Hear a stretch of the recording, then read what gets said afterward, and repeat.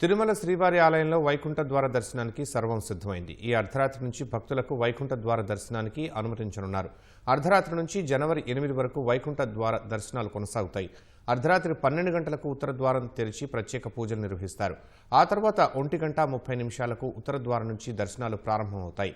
16 రకాల వంటకాలతో భక్తులకు అన్నప్రసాదాలు సిద్ధం చేశారు. తొలి 3 రోజులు టోకెన్లు పొందిన భక్తులకు మాత్రమే వైకుంఠ ద్వార దర్శనానికి అనుమతిస్తారు. ఏఐ సహాయంతో భక్తులకు సమాచారం, భద్రత, నియంత్రణ ఏర్పాట్లు చేశారు. మొత్తం 10 రోజుల పాటు 7.5 లక్షల మందికి తిరుమల శ్రీవారి వైకుంఠ ద్వార దర్శనం కల్పించేందుకు ఏర్పాట్లు చేశామని టీటీడీ చైర్మన్ బిఆర్ నాయుడు తెలిపారు.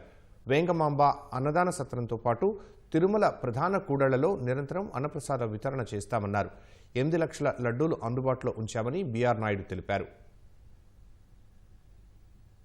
మంది అప్లై చేసుకున్నారు. అందులో మనం 1.8 lakhs 1.9 lakhs వరకు మనం డిప్ ద్వారా టోకన్లు ఇచ్చాం. ఆ వాళ్ళకు కూడా స్లాట్స్ ఇచ్చాం. ఇవి పలానా టైం రండి, పలానా టైం. కాబట్టి ఎలాంటి ఇబ్బంది లేకుండా ఆ టోకన్స్ ఉన్న వాళ్ళకు మాత్రమే మనం దర్శనం కల్పించడం జరుగుతుందని చెప్పేసి ప్రచార మాధ్యమాల ద్వారా వేరే ఇతర సోషల్ మీడియా కానీ ఏదైనా కానీ వాళ్ళ ద్వారా భక్తులకు అందరికి కూడా మనం చేరవేయడం జరిగింది ఈ వారం. కాబట్టి ఇప్పటి వరకు కూడా ఎలాంటి ఇబ్బందులు ఏమి లేవు. చాలా బ్రహ్మాండంగా జరుగుతున్న ఏర్పాట్లన్నీ కూడా పూర్తి అయిపోయినాయి. రాత్రి 12:30కి వైకుంఠ ద్వారం తీయబడుతుంది. 1 గంట నుంచి 1:30 నుంచి భక్తులకి దర్శనం ఇస్తున్నాము.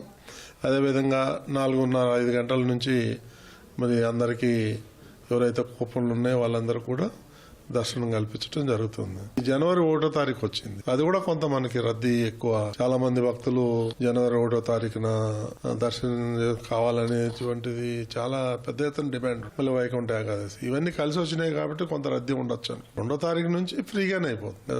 ప్రసాదాలు, అన్న ప్రసాదాలు కూడా, కానీ లడ్డు ప్రసాదం కూడా ఎలాంటి ఇబ్బంది లేదు. అన్ని చర్యలు తీసుకున్నాం దానికి.